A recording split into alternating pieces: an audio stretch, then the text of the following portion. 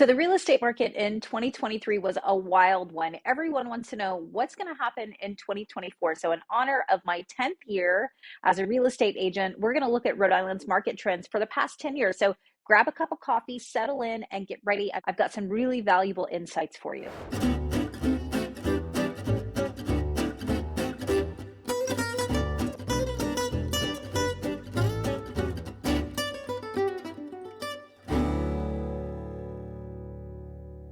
Hey there, I'm Jess Powers with eXp Realty, and I became a licensed realtor in 2014. Now, over the past 10 years, I've seen significant changes in the real estate market. So instead of just wrapping up 2023, I want to share with you an in-depth look at the past decade of our housing market here in Rhode Island. I'm going to give you the main highlights. That's going to help you to understand the trends and inform you of where we're headed in these next few years. Here are several key metrics that we're going to discuss. All of the data and graphs that I'm going to provide you, those come directly from the Rhode Island Association of Realtors, National Association of Realtors. There's data that's available in MLS. There's a lot of clickbait out there, as well as strong yet misinformed opinions. So you really need to understand what data is being used and how it is framed. So here are the metrics that we're going to cover today. We're going to do a recap of 2023. Again, I'm going to talk to you about what's been happening over the past 10 years. We're going to talk inventory, sales, and then I'm going to give you some projections and tips at the end. So make sure you stick around. Now, this is going to be a long video. There's a lot of information, but I really want to help you, whether you're a buyer or a seller, to make sure that you've got informed information so you can make informed decisions. All right, here we go. So I want to start with me. 2023 was another successful year for me. And as a solo agent, I sold $23 million in real estate in 2023. I helped 58 families buy or sell. And I also started a micro team. That's my local network within my brokerage of agents. I mentor them, I collaborate with them. So between my 10 years in business, properties I've renovated, investments properties that I rent out, real estate agents that I help mentor and train, and a significant number of successful transactions that I've had through the years, I hope that you're going to understand that the information that I'm bringing you today actually is from a solid foundation of knowledge, understanding, and practice. So here we go. Let's dive in. So to start, let's talk about the median sale price of homes in Rhode Island. I'm specifically going to talk about single family homes for this metric. So the median sale price, it's like finding the middle ground price. It shows you what most homes in an area are selling without getting thrown off by super expensive or dirt cheap outliers. So it's a quick way for us to gauge the typical property values in the market. Then I'm going to cover the number or the amount of homes that are actually available for sale. We talk about this in terms of available inventory.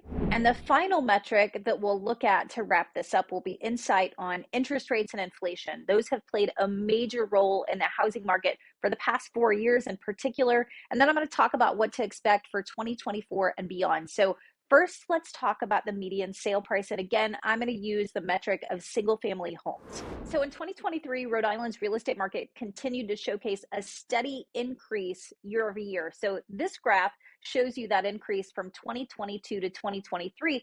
Now let's take a wider look at 2020 to 2023. So you can see from this graph in 2020, we started right at that $300,000 mark as the median sale price. And we've had a steady increase over these past 4 years to where we are now, where we ended 2023 with a median sale price of $425. Now let's step back and look at what has happened since I started in 2014. So what stands out to you? Well, first you can see that there's that upwards trend.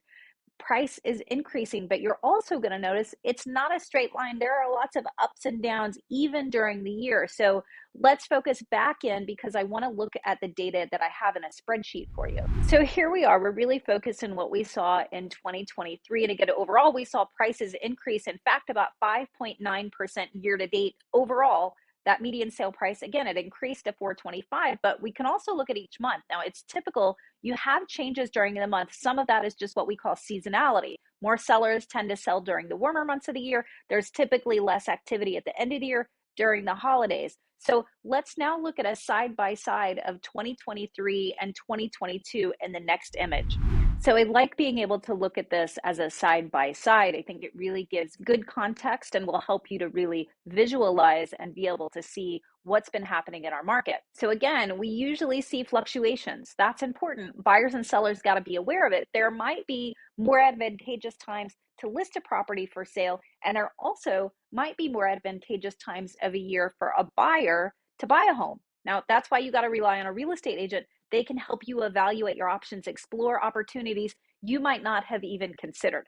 All right, I want to go back to that 10-year view of the median sale price. So here you can go. You can see how they have appreciated over the years. Now, check out that growth we've experienced. Now, if you owned a home in 2014, then your value is likely double what it was 10 years ago. Now, of course, we said this is the median sale price metric, so it's going to vary one way or another depending upon what city you're in. So what I mean by that is the median sale price in Barrington, for example, was $398 in 2014, and now it's at $710,000. That's about an 82% increase. In East Greenwich, for example, the median sale price in 2014 was $406,000 and ended at 2023 at $697. It's important to look at the big picture and have an understanding of the overall trends, but when you're buying or selling, you really want to make sure that you're looking at those very localized, specific metrics. Okay, so you get it. Home prices have gone up significantly, especially during the years of 2020, 2021, and 2022. It's important to note that we're back to what we'd consider slightly above more normal growth. Now, if we had price increases of 9, 10, 11% year over year, we'd be in a situation of unhealthy and unrealistic price increases, and that would really exacerbate our issues that we have with affordability right now. So that 5.9%, that's a healthy, even slightly above healthy appreciation year to date. Even a 3% increase year to date would be considered for real estate healthy. So when we look at those year to date price increases of 6%, 5%, 11%, 14%, and some communities experienced even higher appreciation amounts, it's just not realistic to keep having that kind of growth year over year. So we're settling back into what is a little bit more normal right now. Check out this interesting map. I thought it would be really interesting to be able to look at a whole perspective of the US. This shows the percent change of home prices, but since 1991. So check out Northeast region appreciation is around 287%, while the national average is 306%. That actually kind of hurts to look at that. That's incredible. All right, I want to show you this slide because it regards home prices. This is from the National Association of Realtors, and it highlights year-to-date price increases by region. Now, the key takeaway here is that different regions exhibit different behaviors. So while there are overarching trends that guide our projections, there are localized or regional influences that really significantly vary. Now, for instance, inventory levels differ between the Northeast region and other areas, especially here in Rhode Island. Now, as I mentioned in my third quarter market update, Rhode Island lags behind new home construction, and that's due to limited space, limited infrastructure, zoning laws, unlike places like Utah. So we don't have a lot of homes that are being built, and we don't have a lot of infrastructure in place. And there also aren't a lot of policy plans in place that are changing that. There are some zoning laws that are changing and they're being updated right now, but the fact is we rank dead last in new construction.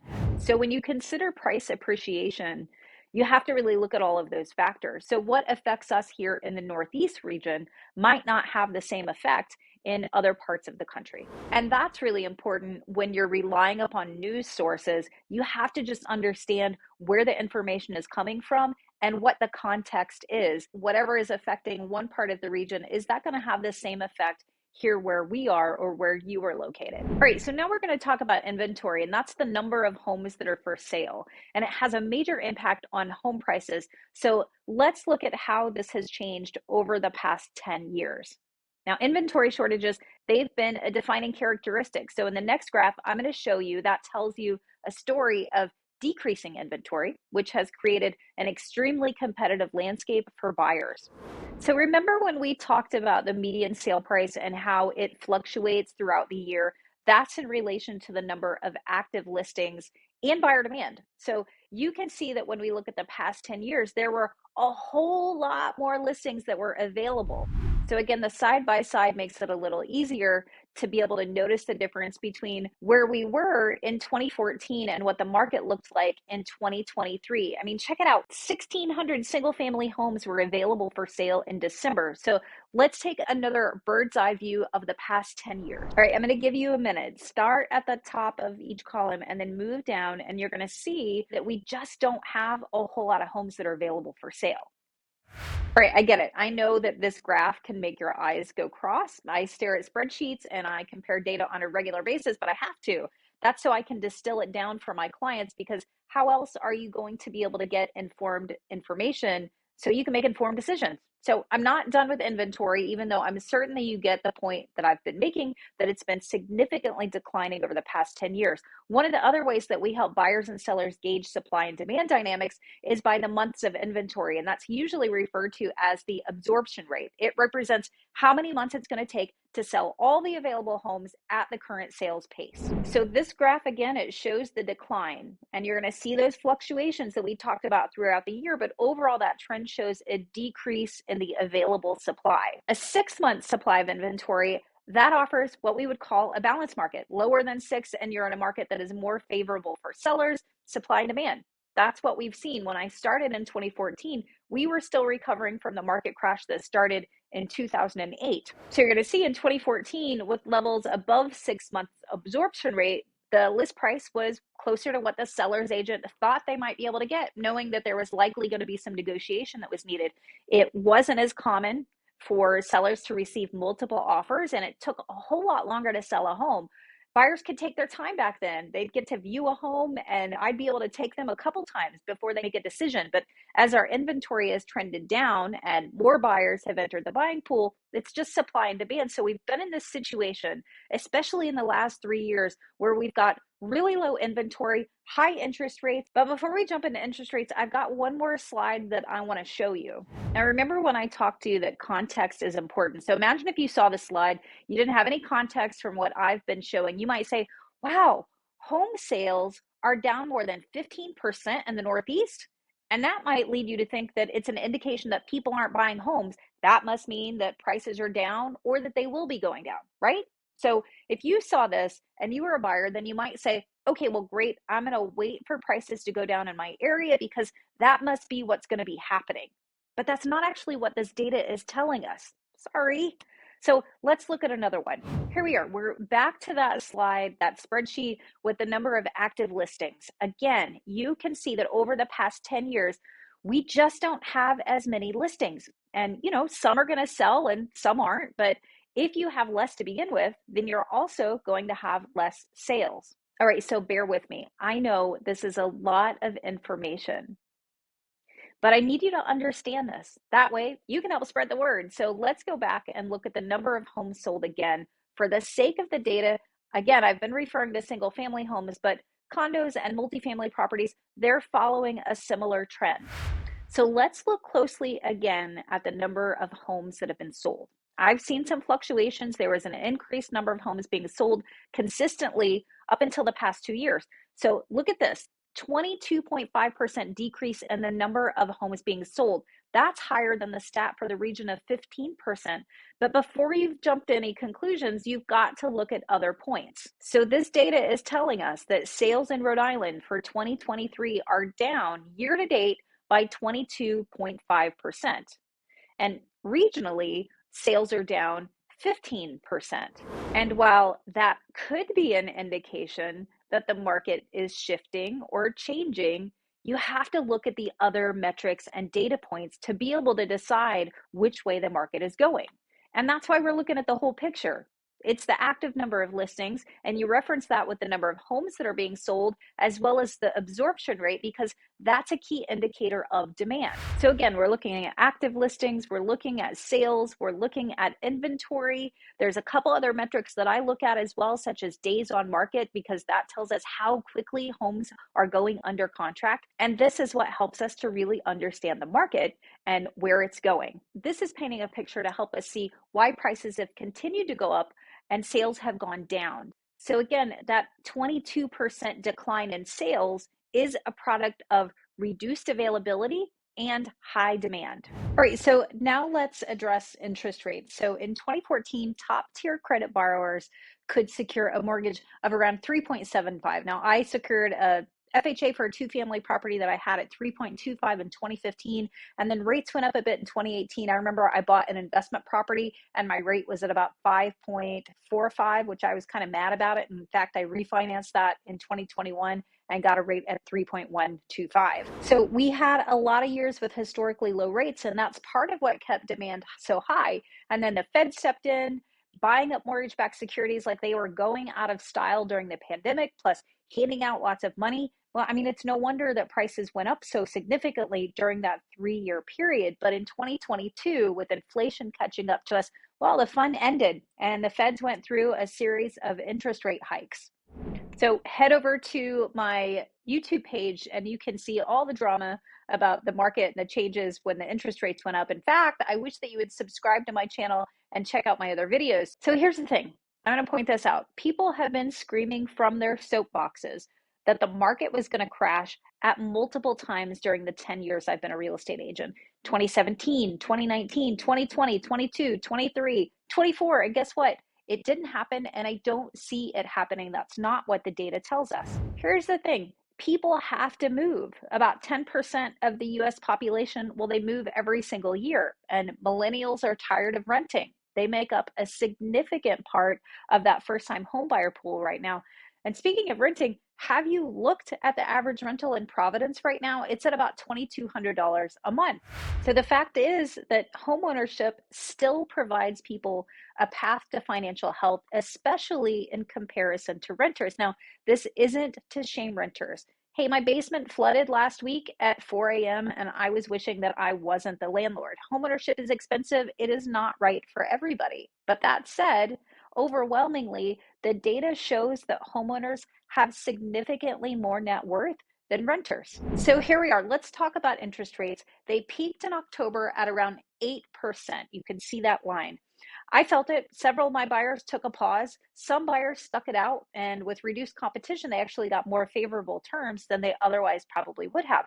I found a few local programs. There were some lenders that were offering really great, amazing deals for first-time homebuyers with reduced interest rates, and that was a major win for those clients. But some folks just decided they weren't able or willing to pay those types of interest rates. So enter 2024 and rates took a pretty considerable dive, thank goodness. And it's projected that they're going to hover around this 6.3 average for the year. And while I don't have a crystal ball to predict where interest rates will be, I don't need a crystal ball to be able to project what the market is going to do in 2024.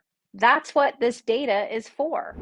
So here are the industry expert projections for home price appreciation over the next 5 years. Now note, this is overall for the US, and here in Rhode Island, well, we're typically in the upper tiers. So here it is, my market projection, and I'm pretty sure that I've given you enough data that you're going to come to the same conclusion. Inventory is going to remain low. We may have more homeowners that are willing to sell this year, but at the same time, it's likely many of them will also need to buy. Home prices will continue to appreciate. They're going to keep going up, likely around 6 to 8% year over year, consistent with what we saw this year. Some are projecting higher, some are projecting lower. I'm pretty much in the middle, and I'm going to give it a 7. I think rates will stay where they are unless the Feds start buying mortgage-backed securities again, in which case they could go lower. But I don't think that would be a positive thing for buyers. So while you might save a few $100 a month if rates drop to the 5% range, I think we'd see demand similar to 2021.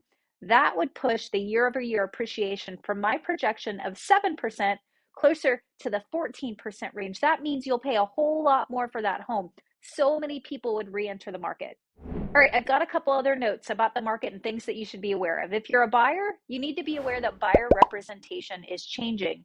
How real estate agents get paid, it's now more transparent, but some sellers are opting to require buyers to negotiate their agent's commission as part of their offer, or requiring that buyers cover the cost. You need to conduct an interview with your buyer's agent. Don't just use your sister's best friend because you feel obligated. Buying a home, it's the biggest financial decision you're ever going to make. Ensure you're working with an agent that can fully explain the market, what's happening, an agent who has resources that are ultimately going to save you time and money. And then somebody who thoroughly explains what it means to have a buyer's agent working for you and full transparency for how that works. Surprises, they're for birthdays, not real estate. Now, if you're a seller, when you interview a real estate agent to help you sell your home, please do your research. Check online listings and reviews. Please do your research. How many homes does that agent sell per year? What are their organizational systems? Do they have a full service team in place to handle every single aspect of the transaction?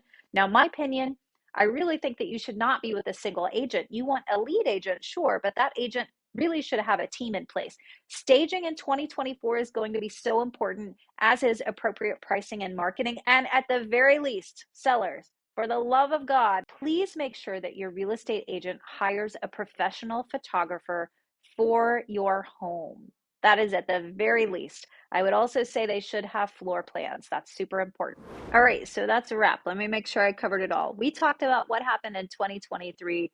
We talked about what's happened over the past 10 years here in Rhode Island. I talked to you about inventory and the differences that we had over the past 10 years.